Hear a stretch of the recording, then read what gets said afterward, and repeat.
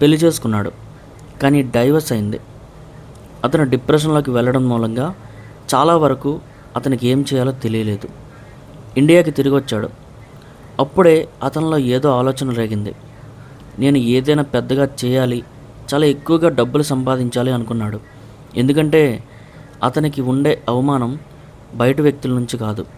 బయట వ్యక్తుల నుంచి ఉన్నా సరే దానిని అతను కొట్టిపడేశాడు. సొంత వాళ్ళు, తన భార్య, తన అత్త వాళ్ళ దగ్గర నుంచి తనకొచ్చే ప్రెజర్, దానిని అతను తట్టుకోలేకపోయాడు.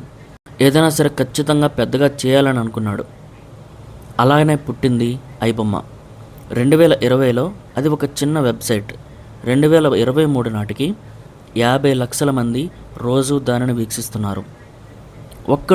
ఒక్కడే కానీ 12 మంది టీంతో 110 వెబ్సైట్లు నడిపించాడు.